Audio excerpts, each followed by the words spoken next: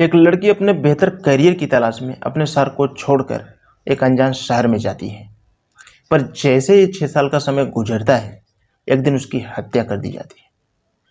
Police जब इस case की छानबीन करना शुरू करती है तो एक ऐसा सच्चाई सामने निकल कर आता है जिसे सुनने के बाद हर कोई सन्न रह जाता है।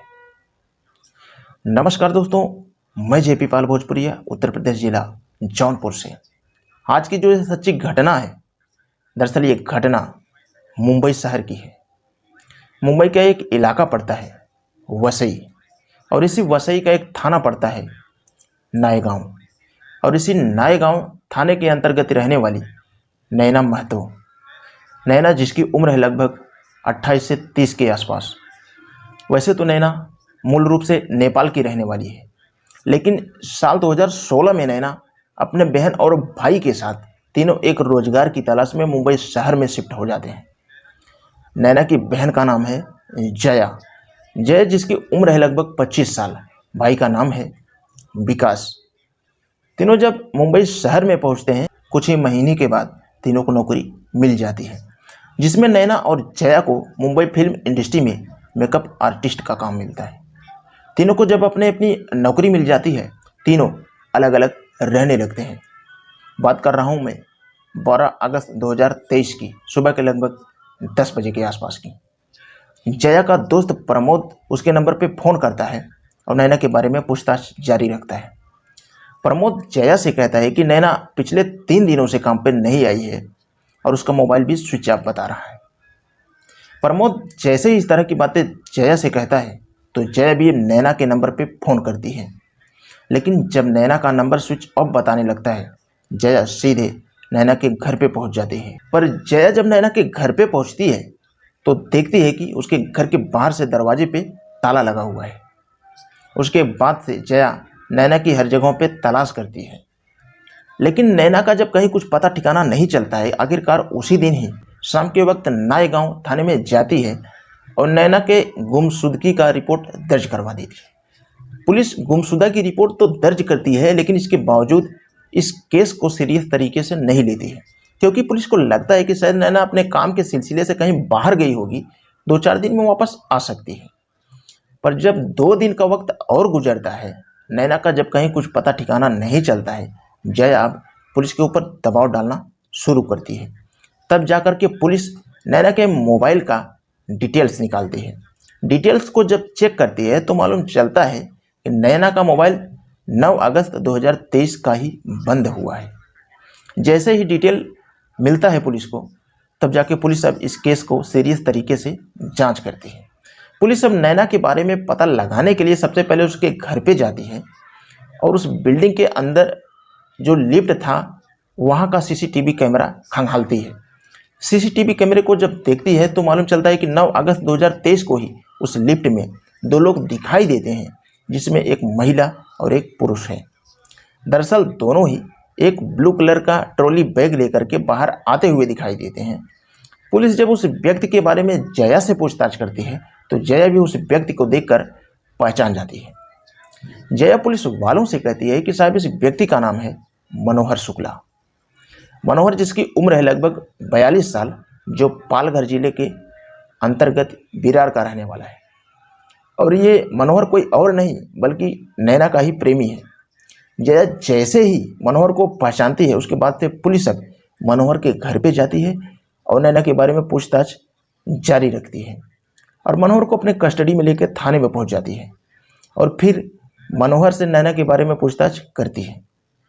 पुलिस जब मनोहर से नैना के बारे में पूछताछ करना शुरू करती है, मनोहर भी इधर उधर की बातें करना चालू करता है। लेकिन पुलिस जब मनोहर को सख्ती से पूछती है, मनोहर तुरंत ही अपनी सच्चाई कबूल कर लेता है। मनोहर पुलिस वालों से कहता है कि साहब, 9 अगस्त 2023 को ही नैना की हत्या कर दी गई है। लेकिन मनोहर जब इस हत्या की पूरी कहानी बताता है तो वाकई में इसको सुनने के बाद खुद नैना की बहन जया को भी अपने कानों पे यकीन ही नहीं होता है। दरअसल इस कहानी की शुरुआत होती है घटना से ठीक 6 साल पहले 2016 में, जब नैना अपनी बहन और भाई के साथ एक नौकरी के तलाश में तीनों मुंबई शहर में पहुंचते हैं। तीनों को जब नौकरी मिल जाती है, नैना जिस फिल्म इंडस्ट्री में मेकअप आर्टिस्ट का काम करती है, वहीं पे नैना की मुलाकात मनोहर शुक्ला से हो जाती है। मनोहर जो कस्टम डिजाइनर का काम करता है।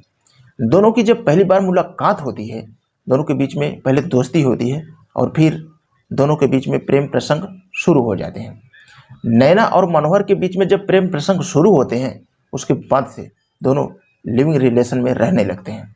मनोहर जो कई सारे डायरेक्टर और प्रोड्यूसर को बेहतर तरीके से जानता था, जिसकी वजह से नैना को अच्छा खासा काम ही नहीं मिलता है, बल्कि ढेरों सारे पैसों के साथ अच्छा खासा नाम और शोहरत भी मिल जाता था। पर जैसे ही 2 साल का समय गुजरता है, नैना मनोहर से शादी करने का फैसला कर लेती है।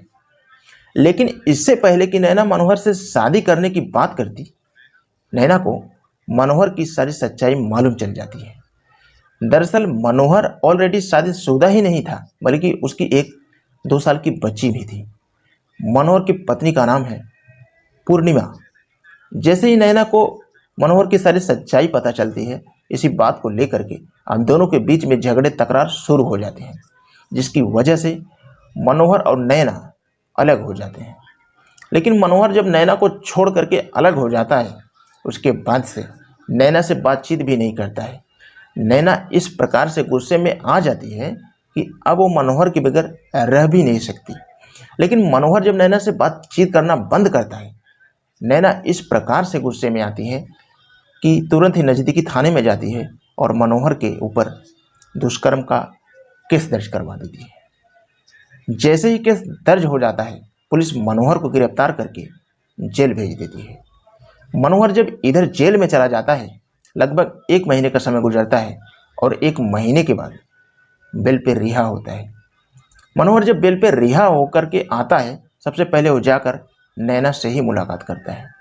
पर इधर नैना जब 1 महीने बाद मनोहर को अपने सामने देखती है, उसे देख करके बहुत रोती है, क्योंकि नैना वाकई में मनोहर से बेइंतहा मोहब्बत करती थी। जैसे ही उसके सामने रोना धोना शुरू करती है, मनोहर भी उसे अपने सीने से लगा लेता है और फिर दोनों पहले के जैसे एक साथ फिर से रहने लगते हैं। नैना को लगता है कि शायद मनोहर आज नहीं तो कल उसे शादी जरूर करेगा, लेकिन मनोहर नैना के साथ सिर्फ इसलिए रहता है कि उसकी केस एक ना एक दिन नैना केस वापस जरूर ले लेगी। दोनों जब एक साथ रहने लगते हैं, एक दिन मनोहर नैना से केस वापस लेने की बात कहता है। केस वापस लेने की बात जब कहता है, तो नैना भी मनोहर के सामने 2 शर्त रखती है। नैना मनोहर से कहती है, मैं केस वापस तभी लूँगी, लेकिन उसके लिए तुम्हें अपने पत्नी से तलाक लेना होगा और मेरे लिए इसी इलाके में एक फ्लैट देना होगा खरीद के। नैना जैसे ही इस तरह की बातें मनोहर से कहती है, यह सुन करके मनोहर भी एकदम से गुस्से में आ जाता है और फिर दोबारा से नैना को छोड़कर वापस अपने घर चला जाता है। इधर मनोहर जब नैना को दोबारा छोड़ करके वापस अपने घर जाता है, नैना अब मनोहर के बगैर रह ही नहीं पाती। नैना जब बार बार मनोहर के नंबर पे फ़ोन करती है, मनोहर उसका फ़ोन भी नहीं रिसीव करता है। इसीलिए 9 अगस्त 2023 को नैना जब मनोहर के नंबर पे फ़ोन करती है, उस दिन मनोहर नैना का फ़ोन रिसीव कर लेता है। जैसे ही फ़ोन रिसीव करता है, नैना मनोहर से मिलने के लिए अपने घर पे बुला लेती है। इधर मनोहर जब नैना से मिलने के लिए उसके घर पे जाता है, तो उस दिन भी मनोहर नैना से केस वापस लेने का बात करता है, लेकिन इसके बावजूद भी नैना मनोहर की बात नहीं मानती है। कहती है कि जो मैंने तुम्हारे साथ शर्त रखी है, जब तक तुम उसे पूरा नहीं करोगे, तब तक मैं अपनी केस वापस नहीं लूँगी। इसी बात को लेकर के मनोहर और नैना के बीच में झगड़े टकरार बहुत तेज शुरू हो जाते हैं। दोनों के बीच में जब झगड़े शुरू हो जाते हैं, नैना अब मनोहर को धमकी देने लगती है। नैना मनोहर से कहती है कि मैं अपने आप को ही ख़त्म कर लूँगी और तुम्हारे नाम का एक लेटर छोड़ दूँगी, जिसकी वजह से तुम्हें ज़िंदगी भर जेल में ही रहना पड़ेगा।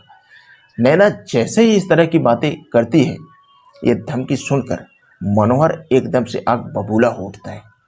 तुरंत ही नैना का बाल पकड़ता है और उसे गुस्से में घसीटते हुए और गुस्से में उससे कहता है कि अगर तुम्हें मरने का इतना ही शौक है, तो क्यों ना मैं ही तुम्हारी मदद कर देता हूँ। उसके बाद से मनोहर नैना का बाल पकड़कर खींचते हुए लेकर बाथरूम में जाता है।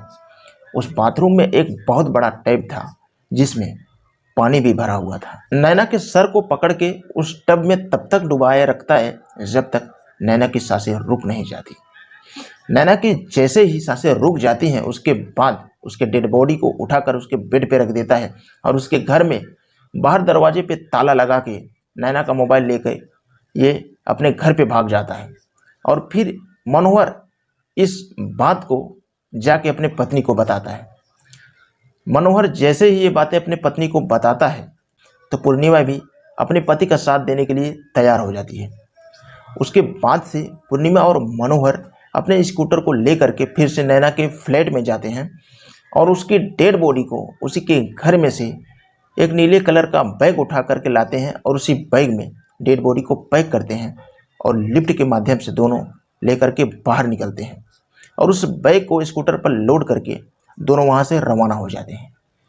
मनोहर वहाँ से अपने स्कूटर चलाकर लगभग 150 किलोमीटर दूर गुजरात के वलसाड जिले में जाता है और वहाँ के एक सुनसान सड़क के किनारे उस बैग को फेंक देता है। उसके बाद से दोनों वापस अपने घर चले जाते हैं।